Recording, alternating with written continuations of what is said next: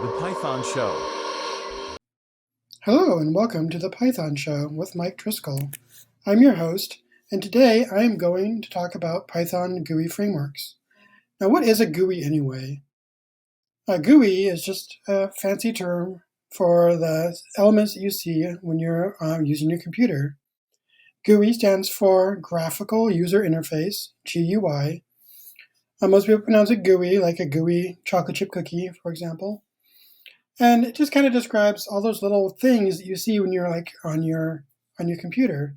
So let's say you open up a program like your Notepad or like your web browser.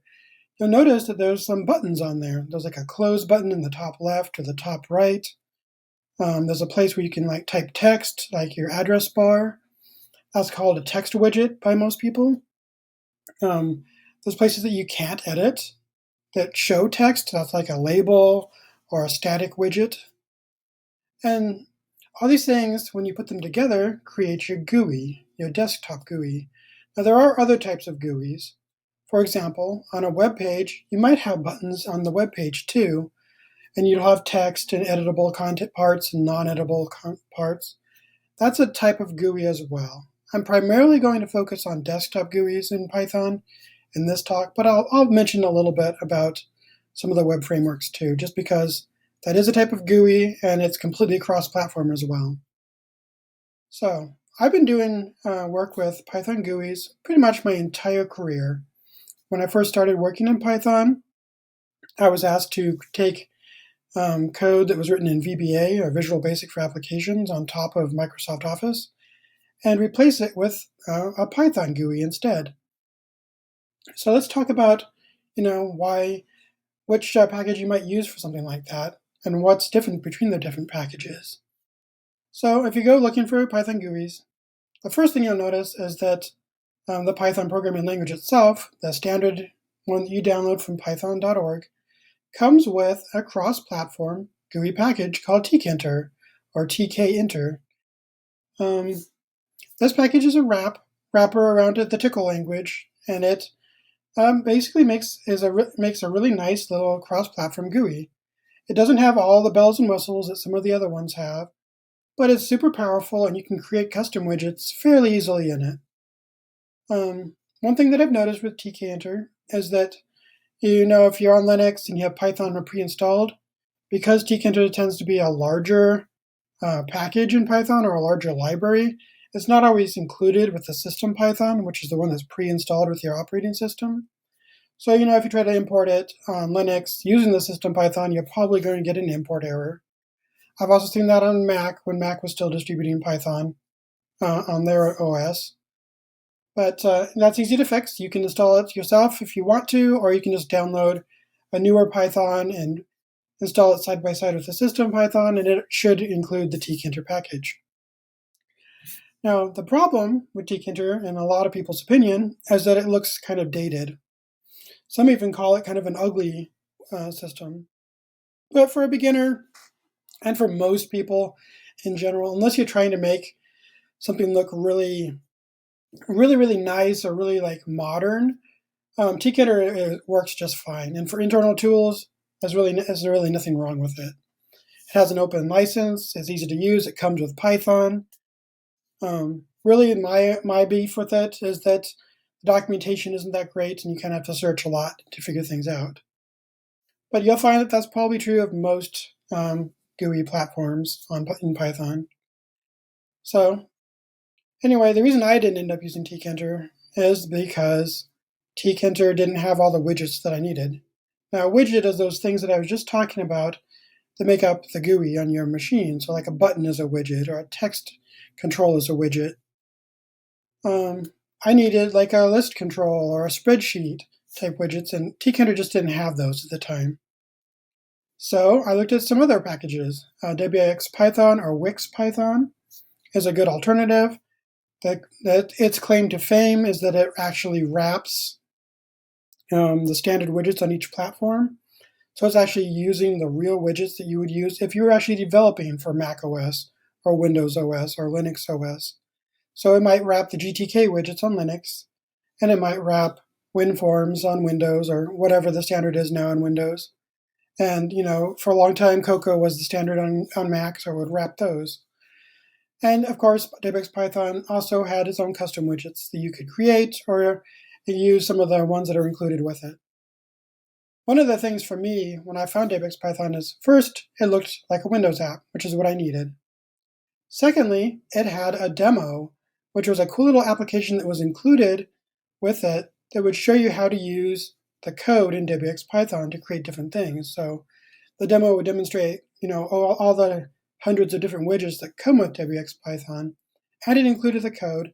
And not only did it include the code that created the demo, but you could actually edit the code in the demo and reload those demos individually and see how the code changed, and then revert back to the original demo if you needed to.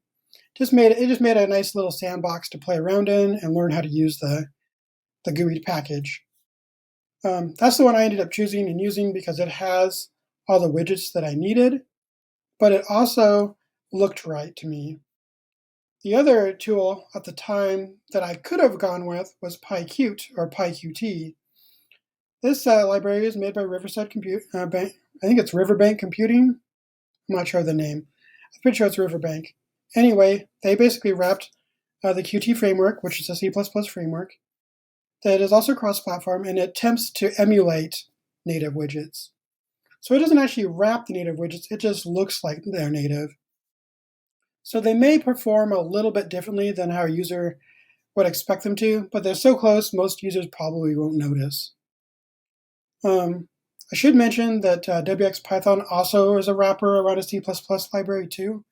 So basically you have Tkinter, which wraps a Tcl, then you have wxPython and PyQt, which both wrap separate cross-platform C++ libraries. And other than that, they're all pretty good. PyQt, I think its main thing that people like about it is that it has a what you see is what you get editor, kind of like Visual Studio. So you can actually drag around and design your interface in a UI, and then export what amounts to kind of a UI file. It's kind of an XML type file that then the Python can take and read and regenerate your UI based on that. Kind of separates the concerns a little bit, and some people find that a really pleasant way to develop their GUIs. Now, the problem that I've always had with those what you see is what you get editors is that they end up adding a lot of boilerplate to your code, or they potentially can, and trying to get those things tweaked so they're just exactly where you want those widgets to be on screen using one of those tools can be a real pain. I worked for a company where mainly employed C++ developers, and they used Qt, the C++ library, to create an embedded GUI platform or application as their platform. And I got to see firsthand just how obnoxious using Qt Creator and Qt Designer could be for trying to get complex GUIs laid out. You try to get stuff to snap into their sizers, which basically control how a screen will resize in a certain direction. And there's lots of little finicky things you had to play with to get it just right. I don't know if it's easier to do it by hand or not, but that in wxPython, I did all of my coding by hand and layout by hand. I should mention that wxPython technically has some tools that's supposed to emulate kind of a what you see is what you get type thing, but they're not well maintained, so I don't remember what they're called right now. But I think there's one called wxGlide. I think that was the big one for a long time. They're nowhere near as full featured as what comes with PyQt and the Qt Designer. So if you really like that kind of thing, that's probably where you'd want to go. However, the limiting thing in my mind for PyQt was that the license was kind of complex because they have a free license and a commercial license. And now I think they have an educational license as well, and it's just confusing to me. I think the licenses have gotten a little bit nicer though. At PyCon, I was talking to some people who use PyQt, and they said that it's a lot more straightforward than it was, 10 years ago. However, I do want to point out that there is an alternative to PyQt for people who want to use Qt in Python, and that is called Qt for Python, or PySide. So there's a long story behind this, but basically, I believe it was Nokia bought the Qt company, which ran the C++ Qt library. They owned it for a while, and they decided, hey, let's wrap it with our own Python wrapper. And basically they created PySide, which is almost a drop-in replacement for PyQt, which is made by Riverbank. Well, anyway, Nokia got bought out by someone else, and someone else bought them out, etc., etc. And so PySide went away, and then it came back. And right now, the current incarnation is called Qt for Python, even though the import is like PySide 6. And it's all owned by the people who own Qt itself. So I believe Qt is now run by like the Qt company, and so they maintain the C++ reference library. So people who want to use the C++ cross-platform stuff, they can use it if they want, or they can use Qt for Python. I believe they also have a commercial license. I don't remember what it covers though. But anyway, it also works obviously with the Qt creator and Qt designer tooling as well, because they're all made by the same people. The main difference that I'm aware of currently is I believe PyQt supports mobile and Qt for Python does not, even though the underlying library, Qt, does support mobile. For some reason, that part has not been wrapped by the Qt for Python designers. Maybe that's changed. If it is, drop it in the comments, and I apologize in advance if I got that wrong. Anyway, so that kind of gives you the nice sort of details. In my mind, the big three of the GUI frameworks are Tkinter, wxPython, and PyQt, but there are some new contenders out there. I want to say around 5 years ago, one of those new contenders came out, and it's called PySimpleGUI. And PySimpleGUI is basically a wrapper on top of Tkinter, wxPython, PyQt, and there's a web framework it wraps around too. So you can basically design a GUI, and then if you import a particular version of PySimpleGUI, it'll change the widget set tool set. So let me back up. What does PySimpleGUI do? So PySimpleGUI basically makes it much simpler to get into writing GUIs for Tkinter, wxPython, or PyQt. The way it does that is it abstracts away all the boilerplate code, and in fact, it abstracts away all the classes that you normally have to create if you wanted to create a GUI with wxPython or PyQt. In fact, it is very encouraged by the PySimpleGUI community to write your GUIs with functional code rather than object-oriented code. So it's a little bit of a mind shift to switch to PySimpleGUI, but it does a pretty good job. By default, if you pip install PySimpleGUI, you will get the Tkinter port. It fully supports Tkinter and all of its widgets, which is super nice. I believe it's like 90%, maybe even 99% supports of PyQt, and there's only a partial port of wxPython. But basically, if you want to switch, you just change the import at the top of your file from, import PySimpleGUI to import PySimpleGUI wx, or import PySimpleGUI Qt, and that's it. Now you can use the Qt widgets or the wxPython widgets instead of the Tkinter widgets. Anyway, funny story. When I was writing my book, Image Processing with Python, that book is about the pillow package, which you can use for working with images in Python. And I wanted to create a GUI for each chapter that would kind of implement all the different things I was learning about Pillow, and just kind of give the user a way to easily apply filters and transformations and whatnot to their images, and also apply what they learned in the chapter. And I wanted to do it in wxPython because that's the one I'm most familiar with. One of my early alpha or beta readers was like, hey, you could write this in PySimpleGUI and it would cut down the number of lines of code by half or more. And I was like, really? So I went and checked it out, and I did try it, and they were right. I could write the same GUI with PySimpleGUI in half as many lines, which made explaining the GUI in a book format much, much easier. So I switched, and now I use PySimpleGUI in my book because of that. It works really well. I highly recommend checking it out. And if you look at like number of downloads per month, I think it actually tops out the other three that I used to think of as the top three. And they're certainly the ones most people think of first, probably, but maybe not so much now that PySimpleGUI has gotten so popular. There are still other toolkits out there. When PySimpleGUI came out, it was competing with EasyGUI, which is basically a lightweight layer on top of Tkinter to just like create dialogues, basically. I believe Al Swigert is one of the developers for EasyGUI. He helps maintain that particular one, and he is the writer behind automating the boring stuff with Python. Super cool guy, neat package, but it's nowhere near as full featured as PySimpleGUI. And I believe there's another one.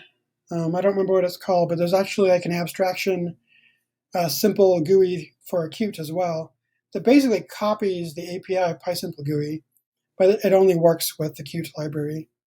Definitely something worth looking at, but if you want the flexibility of being able to switch between three different backends, PySimpleGUI is probably still the one you'd want to go with. I recently came across another one called CustomTkinter, which basically makes Tkinter look more modern. It kind of adds the material design to Tkinter. Kind of a neat way to make your Tkinter apps look more modern anyway. I don't think it really does much more than that, but it's a neat little plugin. If you want to go like completely different, DearPyGUI is a good one to go with. That one like draws all of its widgets itself, kind of like PyQt, but it doesn't try to look native. It just kind of does its own thing. And it looks really powerful. They have a really neat demo. Definitely worth checking out. I keep playing with it a little bit, but I just haven't gotten deep enough into it to really recommend it or not recommend it yet. But I think it's really cool because it does have that awesome demo, which lets you see how to do things in DearPyGUI, and it'll just help you learn it better. I only have a couple more to talk about now. So let's think about we have Mac OS covered, we have Linux covered, and we have Windows covered. Those are probably the major desktop GUIs that you'd want to target for. But what if I wanted to write a Python app for Android or OS X, or not OS X, iOS, that's the word, iOS. Can you even do that in Python? The answer is yes, you can.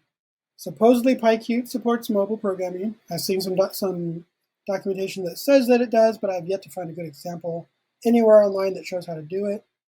So I'm not going to recommend that for mobile, even though I think it can do it. What I recommend if you want to do mobile with Python is to check out the Kivy package. Kivy doesn't try to look native on iOS or Android or anything. It just does its own thing, kind of like DearPyGUI does. But it does it really well, and it has plenty of widgets. And it has lots of additional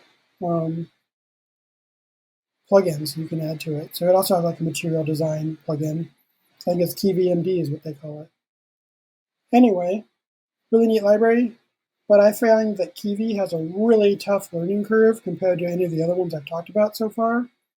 And part of the reason it's got a higher learning curve is that they have the regular Python code piece, and then they have Kivy itself, which is kind of a subset language. And it's kind of, I would call it kind of a CSS type language that you can use to define your GUI. So you can define all your GUI with the CSS layer and then use Python to like generate your UI from that Kivy file. It's an interesting way to separate the pieces, but it does take a lot of extra learning.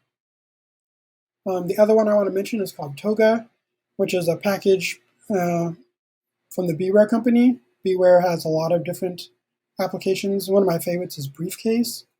Briefcase is basically a way to turn your applications into an executable on Windows or an app on Mac. And Toga is actually trying to do kind of what wxPython did, but have a more Pythonic interface.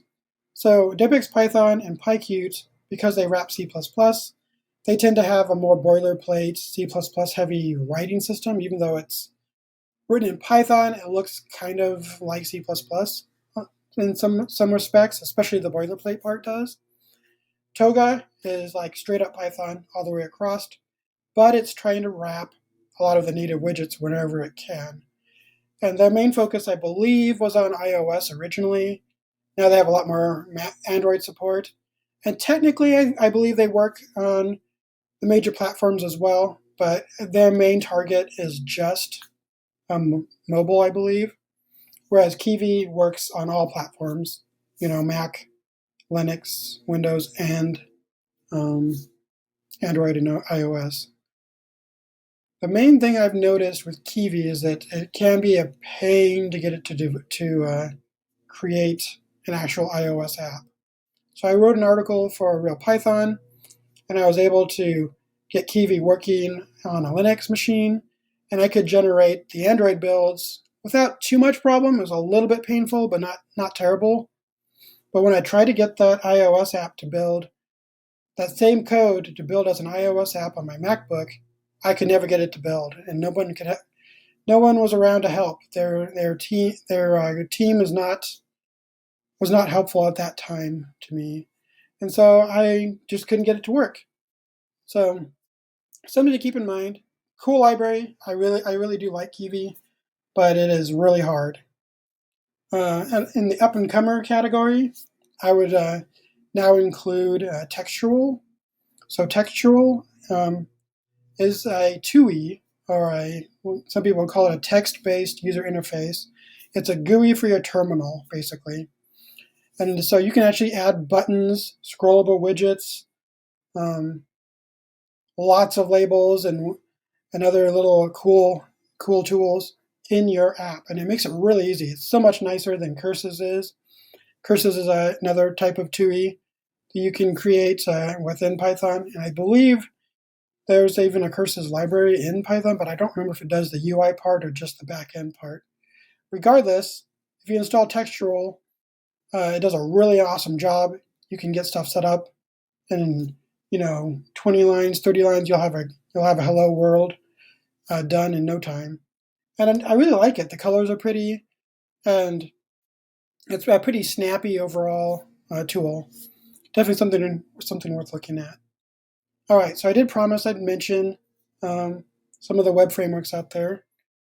There are some electronic type Python packages. One of them that I've seen is something called NiceGUI.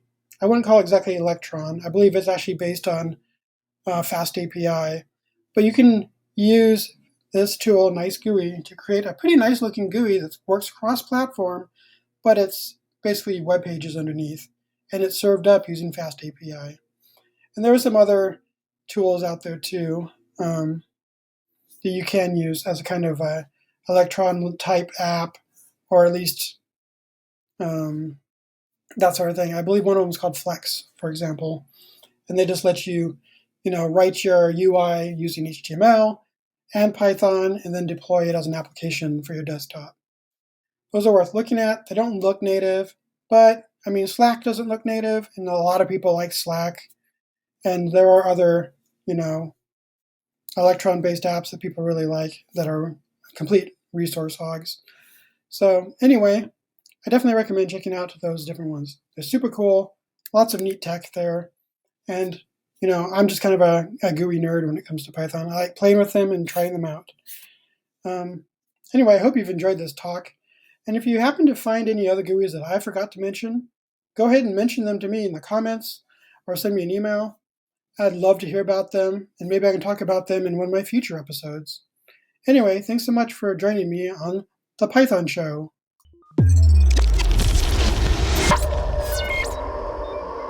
The Python Show.